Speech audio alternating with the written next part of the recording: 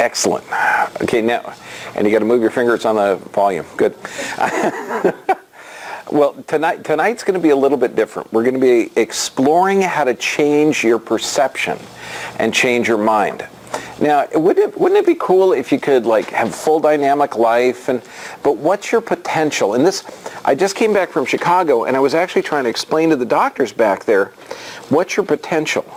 And when you go and you approach a patient, your prejudiceness is going to affect that patient's outcome. So like if you see somebody in a wheelchair with some ridiculous diagnosis, you're going to already in your mind have a preconceived notion of what their outcome is going to be. Plus you, if you can change your outcome, like let's say you got a diagnosis of cancer or this or that, if you fall into that belief system, then your outcome is going to be similar as well. So we're going to change this. Now, it's interesting. What I like about traveling is I get a chance to read. And I don't know if you've ever read the Shackleton expedition, but, you know, we're talking about changing our thoughts. Imagine if it was 1914, you set off on a little tiny journey, and, you know, it's going to be 120 days. You're going to be the first people to cross Antarctica. So you get the ship down there. It gets surrounded by this ice 100 miles from land. The ship gets trapped, explodes, just breaks up, okay, and you're stuck with all these guys, just enough supplies to last 120 days. Sound like a fun, comfortable, relaxed? No, they had deerskin sleeping bags. They didn't have, you know, the modern equipment that we have today. So now, it's interesting. I like his advertisement. Because when we talk about changing our perception, changing our thought when it comes to health and disease and everything else, how would you like to answer an ad like this? Wanted men for hazardous journey, small wages, bitter cold, long months of complete darkness, constant danger, safe return doubtful, honor and recognition if we succeed. Okay, I'm there. Well, what's interesting, when the ship, imagine you're 100 miles from land. You're on a mobile ice floe. The ship is destroyed. Darkness is coming in. You have absolutely no hopes of rescue. This is pre-airplane, there's pre-helicopter, way pre-cell phone. You're it. Okay, this is the surface of the moon stuff. Now, it's interesting because at the similar time, there was a similar expedition in the Arctic. And virtually everybody in that group died. Everybody in this group lived. Now, Shackleton, who is the leader of this expedition, he knew that to control your thoughts, to master your personal outcome, okay, started with your thoughts. He actually told all the men that you could take 2 pounds of something personal because they had to haul it in these boats and everything else. And so what he did in front of the group, he took out some gold sovereigns and a gold cigarette case and threw it in the snow. Not going to eat gold. Okay. But what he found, and this is really cool because I'm reading this and it's a book about business and leadership, but I started to correlate it with health. And think about this.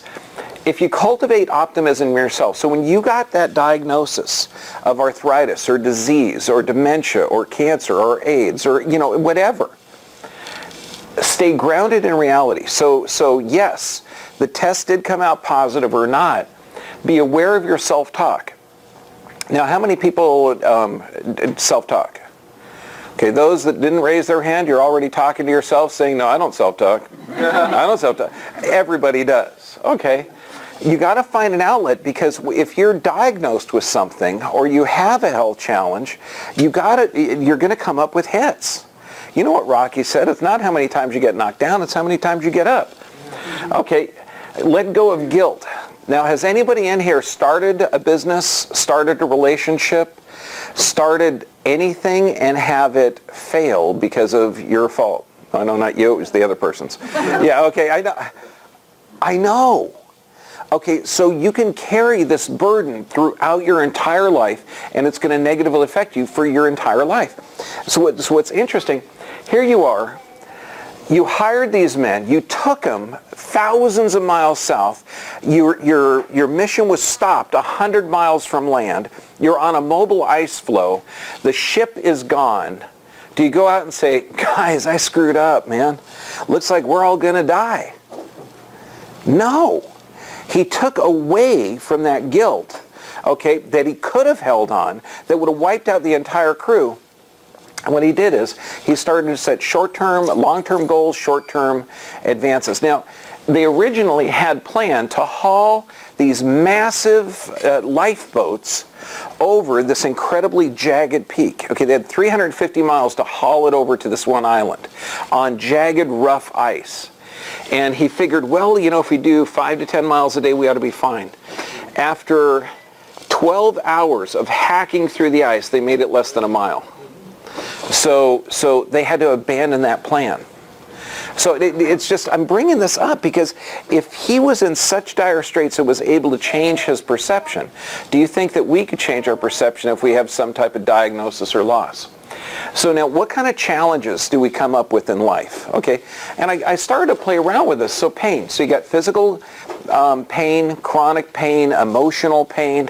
You know, if you've ever lost a family member or a loved one or a relationship, or what if you have this pain that's been with you since you were a teenager? Or, you know, I mean, just devastating stuff. Then you look at loss. Okay, loss of a relationship, loss of a loved one, loss of a business, loss of a job, loss of a limb. Okay, I mean, when I was hit by a car, I thought I was never going to be able to walk or run or play. Fear. And I heard this one brilliant man. He says, fear and worry, it's like prepaying for something that's never going to happen. Okay, so it's not efficient. Okay, but false expectations appearing real because it really is happening in our mind. And then disease. Disease doesn't really exist. And I know I've gotten in trouble because all these people say, no, I have this disease. I have fibromyalgia. I have this. And I say, well, you know, your test may have been positive. You may categorize yourself in those symptoms, but the people in the same circumstance recover. So, you know, it's frustrating too because the doctor will go in there and they'll say, yes, you have 6 months to live. Patients are really nice. They typically comply. Okay? However, if you change that perception, you know, this disease has a 70% death rate. The doctor doesn't know if you're in that 30% live rate, okay? You know, in that live category. So disease is a belief system. Diabetes is curable within about 30 to 45 days. It's type 2 diabetes. Most cancers are curable. I mean, when you look at this stuff, disease is a belief system. Okay, so you can't buy into this. Now, this gal here, thank God she didn't buy into this belief system. That kid wouldn't be alive. She comes in here, a 3-month-old fetus and a tumor the size of a grapefruit. Okay, so the doctors gave her 2 options. We abort the kid, kill your child. Again, she's Catholic, so she had a problem with that. And we'd remove the tumor, or we remove the tumor and the kid's going to be born deformed. Okay, so she's given two options for there. Which option did she choose? Option 3. Okay, she chose none of the above. Okay, she comes in here, we get her body working correctly and it wipes out the tumor and she has the kid. Kid is born no tumor. So did she buy into that belief system of disease? Did she buy into the belief system that she had a tumor? Did she buy into that belief system, or did she change her perception of the reality? Okay, you know, totally different. So we know, Dr. Bruce Lipton, we talk about you're not a slave to your DNA. You are a slave to your perceptions. You can think yourself well and think yourself sick because thought can actually change the receptor sites on a cell. I mean, if you boil this down, thoughts can change protein production. Okay, if you were all scientists, you'd be going, wow, it can change protein production? I'm sorry, let me explain it.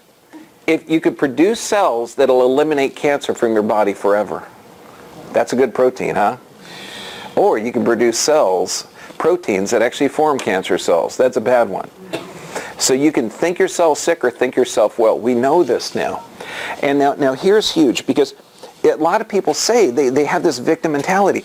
And even on the entrance form, the form that I have, that all the new patients fill out, at the bottom of all the symptoms, so, get someone putting their name and their address and everything else, and then they write down, neck pain, back pain, high blood pressure, all the symptoms. At the bottom of that, I put, do you want to get better? Okay, I really did. I mean, there's a lot of my patients here. Maybe you don't even remember that part because it just seems so ridiculous. If I didn't want to get better, I wouldn't be here. Okay, why are you even putting that in? And I've had patients say that. Do you realize that there's not a month that goes by that I don't get a patient in here that puts no? Because they don't think they can. Or they've owned the disease. I've been so scared my whole life. I've had joint pain and aches and this, and finally the doctor gave me a diagnosis of fibromyalgia. So you own it. Okay, so now here, you can't control the event. You can't control the positive blood test, the person leaving, the relative dying. You can't control that. You can't control your response. And that radically alters the outcome. Okay, I couldn't control me getting hit by a car.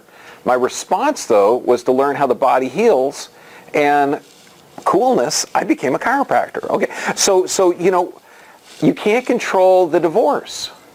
Okay, but neat, because he or she wasn't right for you in the first place, and then you met that fantastic guy from England. Okay, so know that you cannot control the event, but the response is absolutely in your control. It's interesting. I went to a Tony Robbins seminar, and he was saying some people have absolutely mastered their emotions. They can be negative all the time, beyond every circumstance. Okay, and you start thinking about this, and you think, wait a second. How many people do you know like this? You do know people like that. I mean, I go to the supermarket, and they say, how you doing? I say, oh, man, fantastic.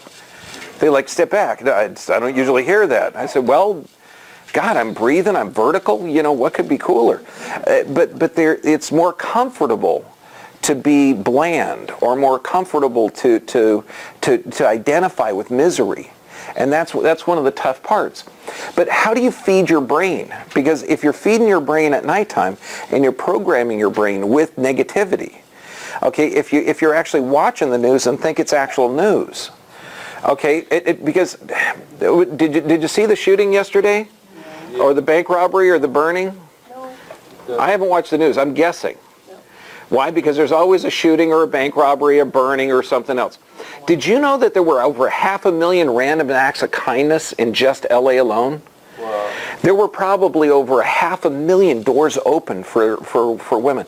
I actually let an older gal, because I was buying coconuts at the store, I let her go in front of me. She had just one package, and I had a whole cart full of coconuts. And she thanked me. Yeah. I was expecting, I ran home at the news, I turned it on, I was expecting to see random act of kindness in Asian supermarket. I didn't see it. So the news, it's not right. Okay, good news doesn't, if they play it in equal play, so watch what you're filling your brain. And you can change your perception. Okay, this is huge. When I put stop lying to yourself, you got to break through limiting beliefs. Thoughts are like a radio channel.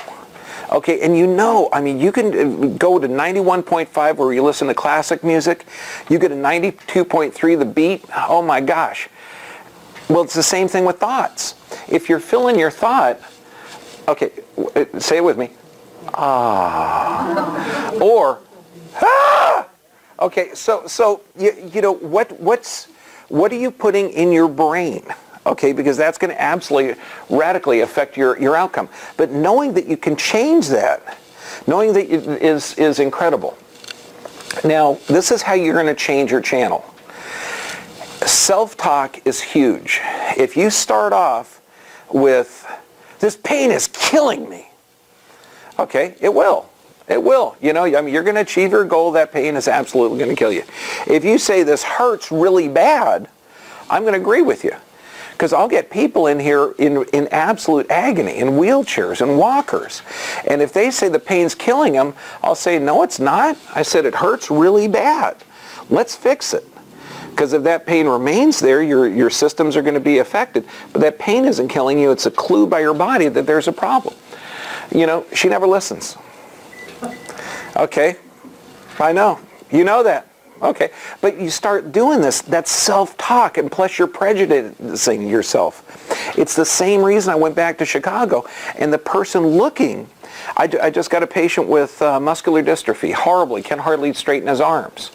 Okay, so do I go up and I say, wow, you have a chronic degenerative condition that you're never going to get better, you're going to just eventually be done? No. I got him on a neck curve exercise. I set his C1. He can now move his neck. Okay, he's got this wheelchair that he wants to move with these little levers. Guess what? I'm not prejudicing his outcome. I know that he can actually recover. So we got to change this. I was just diagnosed with cancer or Parkinson's, or, you know, this is crazy. These are the questions you got to ask yourself. Okay, is this true? So you got a blood test that says you might be HIV positive. Or she left you, she was the love of your life, you're never going to love again. Okay, you were just diagnosed with cancer. Okay, I don't care what it is. The worst thing in the world. Ask yourself these. Is it true? Yes, it is true. I do have the diagnosis. Yes, it is true. She did leave. Yes, it is. Okay, could this be a misinterpretation? Well, blood test and test can lie, you know, and you know, honestly, we probably weren't that happy to begin with. Okay, so you can start. And then, do you have all the information necessary to know exactly what this means? So when you ask yourself, because a lot of these things, these diagnoses, are not accurate. And that's what we do on every health talk. We go over to explain how a lot of the things that you think are set in stone are not. Okay, then ask yourself, when you've gone through those, what do you feel when you have this? Okay, what do you feel? What do you experience? What do you become like? What do you behave like? When you own that diagnosis, I'm never going to be loved again. Okay, I have cancer. What's that feeling like? That depression, that anxiety, that hopelessness, that disgust. Okay, that you know, my gosh, you know, we're 100 miles from land. It's 1914. The ship just broke. We're done. It's dark. It's cold. We don't have enough food for this. Okay, so bad, right? Yeah. Then, what if this thought, and don't think I misspelled thought. A great chiropractor used to spell thought that way, so I'm going to spell thought that way. Okay. Okay. If that thought didn't exist, how would you feel, behave, or experience? What would you be like? So, you got this idea of cancer, depression, death, cold. Okay, what if you misinterpreted that? What if there was another reason? What if there's a higher meaning? What if there's a better purpose or direction for your life? What if you're going to learn something from this? What if it's a growth experience? Okay, what does it feel like then? Okay, so if you can change your perception of the event, okay, you're going to radically change your system, radically change it. And the whole thing is to change your feelings is the key. If you attach feelings of depression, anxiety, and negativity, and you're able to change it, okay, that's what we're going to talk about now. Now, let's say you have consistent negative feelings with a person. Okay, I mean, and this is tough, because if you've been with somebody for a long time, you may develop this. Again, you're going to have your own prejudices. What I want you to do is try saying the antithesis of it. So if you consistently say, well, you know, they're rude. You know, anybody wearing an orange jacket is just rude.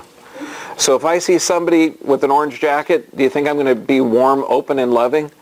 No, by God, I'm expecting rudeness. Okay, so I'm pretty sure they're going to be rude to me. Okay, so in order to change that, put I. Not people with orange jacket are rude. I'm rude. Say it with me. Wow, that's powerful. Because it is. It puts you, it opens you up into realizing, and this is a really cool trick too. If you're communicating with someone and you're frustrating because they just don't listen, they just don't hear you, you don't hear them. Okay, you don't. Okay, so it totally changes it. It opens you up and gets that connection.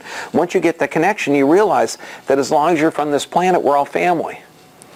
Okay, and then what's even cooler, when we expand that, as long as you're from this universe, we're all family. And then when you expand that, you know, as long as we're from, you know, this galaxy and this we're all family. So, but let's just stick with the planet. That'll be easier. She's not listening. I never listen. Wow. Okay. So see how just that little trick there, that's going to actually invite you. Now, we can do an entire talk on just this alone, okay, on changing self-talk. But here's the guy. MS, 69 years old, MS, multiple sclerosis for 20 years. So if you've had multiple sclerosis for 20 years, your nerves are bad. You can't open and close your hands. You can't even feel stuff. What are you looking forward to being 70? What's 71 going to be like for you? Pretty friggin' bad. Okay. Comes in and he says, I'm just in here for back pain. My sister told me you're good. I just want you to work on the back pain. Don't give me any BS about you fixing my MS. Okay. And that's what he said. I thought that's pretty clever. BS about MS. Okay. I said, no, I know I can fix the back. I'm pretty sure I can help you with the MS too. So guess what? After about 6 weeks, he started to actually feel. He was working in the garden. He's got these gloves. He could feel cold. And then he started to be able to open and close his hands. And now it's like, and this is the before and after x-ray, you can see that his body is realigning. That radically changes sensory input to the brain. But he says that he got his life back. Because why? He didn't own the diagnosis. He didn't own this. He didn't own the disease. Why am I helping him? Because I don't own that either. What's his potential? Why should I prejudice his outcome? Because some guy in a white jacket said he's got multiple sclerosis. Do you know what multiple sclerosis means? It's Latin for many areas of hardening. Now, if a guy said that, yeah, you have many areas of hardening. Okay, yeah, you'd say you're an idiot, Let's stimulate that body and reverse it. So now your perception of the event is everything, not the event. Everything, and I mean everything. So the meaning you give to it. Okay, wow, you were just hit by a car. That means I'm not going to work tomorrow. I got the whole day off. Okay. I'm going to lose my house because I just lost my job. I've always wanted to move. That yard was getting too big to take care of. Okay, so I've got this disease. Wow, I've always wanted to show people that the body could heal. Finally get a chance to take time off. So you start looking at this. It's not the event, it's the meaning that you attach to it. And that is totally in your control. But you change the emotion that you attach to the event, you change the outcome of the event. Wow, I've got diabetes. Okay, great. It takes around 30 to 45 days to recover from that. It's going to radically alter your diet and your energy level. Now, this is huge. If you have a partner that you're not getting along with, some people will stick together with their spouse through thick and pain. I mean, just miserable. And it's not fun for anybody involved. So here's a 90-day challenge. And this, I didn't have the slide in here when I started this talk, but I talked to a patient and she needed it. Okay, and I said it's a 90-day challenge. Live for 90 days like your partner was the greatest, most wonderful, most passionate, most attentive, most joyous person that you've ever seen in your life. Whether you're getting it reciprocal or not. Try it for 90 days. You know what's going to happen? Either you're going to have the greatest partner you've ever had in your life, the best relationship ever, or you'll be leaving with your head held high because you gave it a really good shot. Okay. Yep. Now, all of this stuff is designed to change and program your mind. And this is where the difference is, because you got a conscious mind and an unconscious mind. The conscious mind sets the goals. The unconscious mind actually gets them done. This is why you do not want to program your brain with the news, or program your brain with violent behavior, program your brain with negative thoughts, because it's the part that gets the job done, the unconscious mind. It's not going to be able to handle what you want. Okay, so you change your self-talk. That's going to change the unconscious mind. Can you get someone to change if they don't want to change? I used to say no too. I did. You can get them to change. You can. You just got to find the leverage.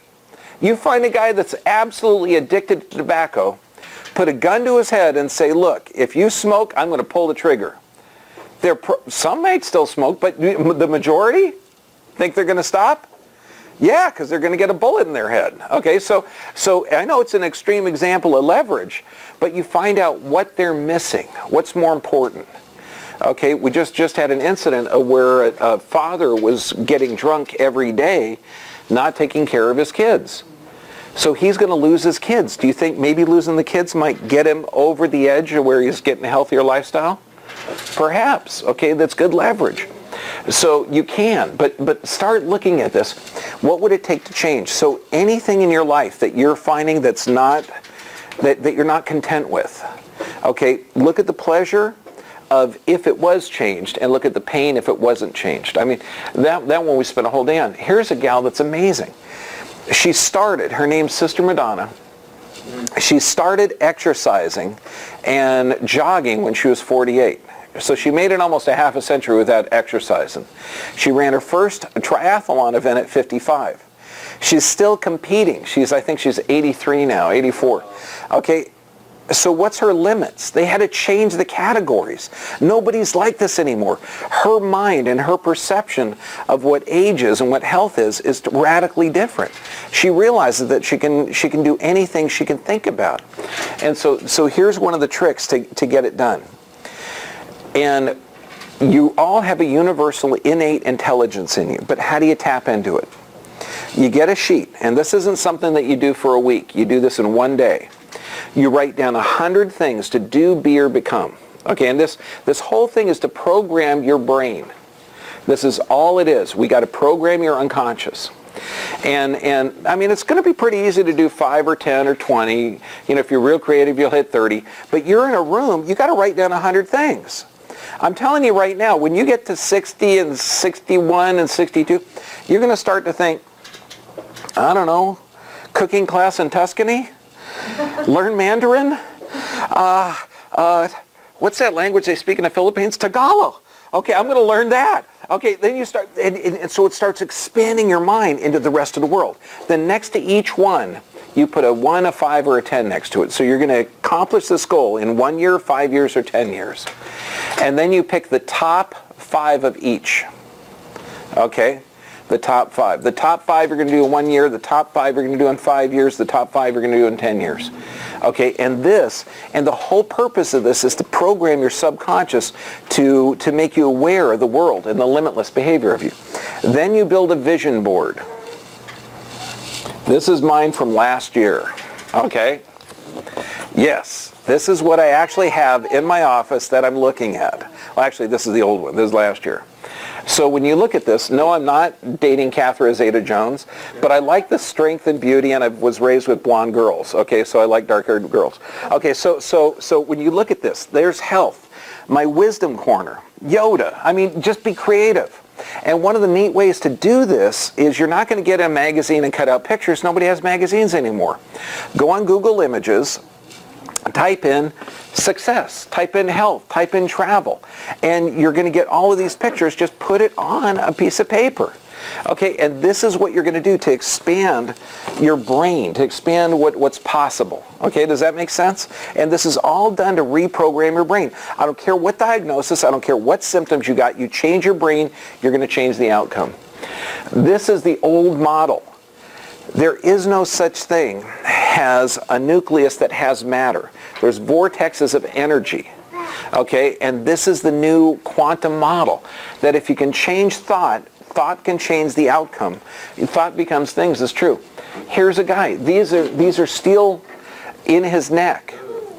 He fell off the back of a truck, fracturing his neck, quadriplegic. Again, now what is your outcome? And when I presented this to the doctors in Chicago, I said, are you going to prejudice yourself? This is the nerves. These are the nerves that supply the breathing muscle in his hands. He's not supposed to be ever to move his hands again. He's supposed to be a quadriplegic. Are you going to accept that? No or no? No. Hell no. Okay. Because I know he's more energy than matter. I know he is. I know if I take pressure off that brain, we're going to get his maximum recovery. Turns out he can now swing his legs. Every Tuesday night, they go to salute the flag. Last week, he comes in here, and he says, I try and raise my arm. And he raises it this high. Okay? I got to tell you, I'm telling you now and I'm tearing up. Okay? That was a couple of weeks ago. And this is, what's his potential? Limitless. Limitless. Okay, this is the new healthcare model. I brought this in last week. We changed this healthcare model because the current one isn't working. Okay, and we start off with an idea that there's an innate, inborn intelligence in every human being. Health is the natural state of the human body. Does this mean health is a natural state of this man? Yes or yes? What's his potential? Full recovery. We're going to work as hard as we can to get everything we can on him. I'm never going to discount it. I don't care how long it takes. All therapies must be in harmony with the body. That makes sense. Vaccinations will stop because that's ignorant. And anybody that says a vaccination is an immunization, there's no way that you're not immunized. You're not immune to things. It's a barbaric procedure. Medical schools will no longer accept funding from pharmaceutical industry. That just makes sense. Because why? Then they're going to be responsible for health. Wouldn't it be cool if they give 10 people with high blood pressure to each medical doctor? And then they check them in 6 months. If the guy got half of them off of having blood pressure, high blood pressure, I'm not talking about giving them a toxic chemical to force their blood pressure down, but actually help them, then he gets paid. You know, so we pay for outcomes, not for procedures. All healthcare research will be independent. The pharmaceutical industry will be responsible for their product. They're no longer. And all humans will be able to choose their healthcare. Had a mom in today, 4-year-old kid, C-section birth, fully vaccinated, coming down with ADD, attention deficit disorder. The school is going crazy. They can't have her, running around like crazy. So I found pressure on the kid's neck. We're going to be able to help her. Okay, so that's cool. I tell the mom, I say, no vaccines are required to get into school. She says, no, they threaten me. No vaccines are required to get into school. We have all the exemptions. No, it's not true. It's like, I'm telling you right now, here's the exemptions. You don't need them to get into school.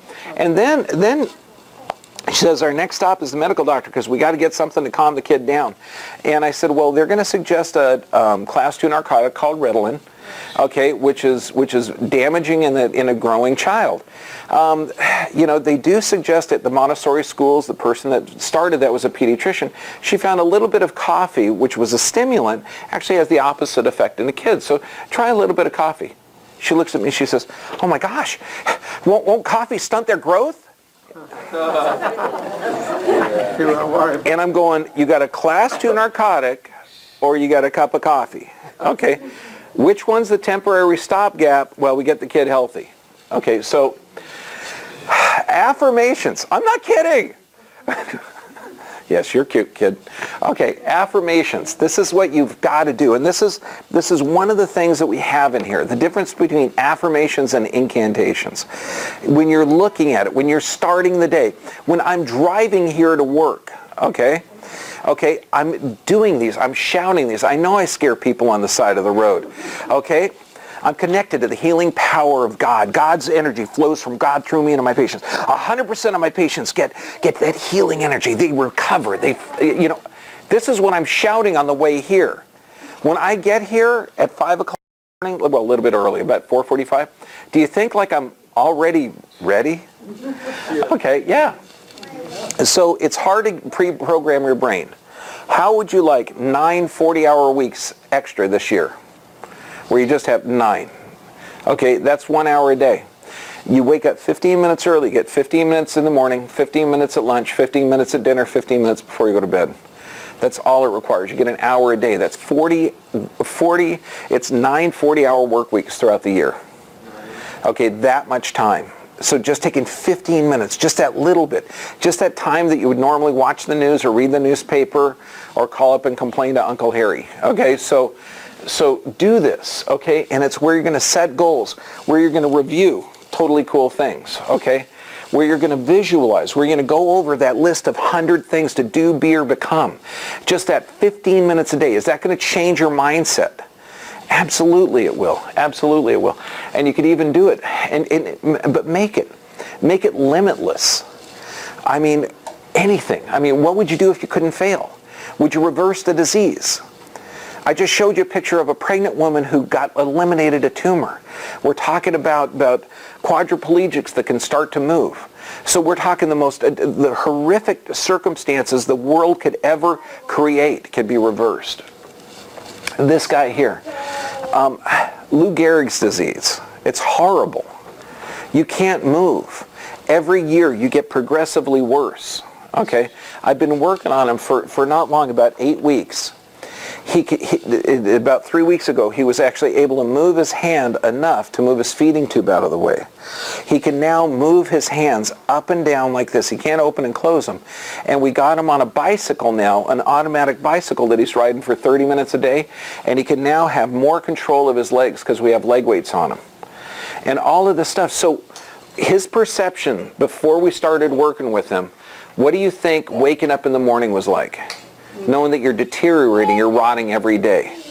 Okay, he's not doing that anymore. So what's his ultimate goal? What's his ultimate? To walk. Yeah, let's get him healthy. Right now, this is a trach tube, which means he's got a machine that's breathing for him part-time. He's actually doing exercises now where he's shutting off the oxygen to it and actually breathing on his own. Okay, he does it for about 2 minutes at a stretch now, about 4 times a day. Cool, huh?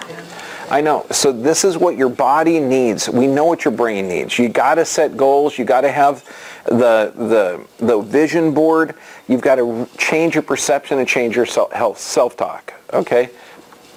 You got to get your nervous system checked. You've got to have regular exercise. Proper nutrition. This means no chemicals or anything else. Sufficient rest. Prayer and meditation. That's what this whole thing's talking about. It's self-talk. It's what your potential is. It's throwing away labels that other people may have given you because it doesn't exist. You change your perception, you're done. Everything's better. So all of these things are recorded. Now here, what I've got on this is how to do affirmations, how to write them down, affirmation techniques, and things that will negatively affect your brain function called MSG or monosodium glutamate or neurotoxins. Okay? So you're not going to change your brain, you're not going to change your effectiveness, you're not going to change your perception unless you detoxify your system. Okay? Now next week, Janine Stewart's going to be talking about how to detox your body from vaccinations. Yes. Thank you very much.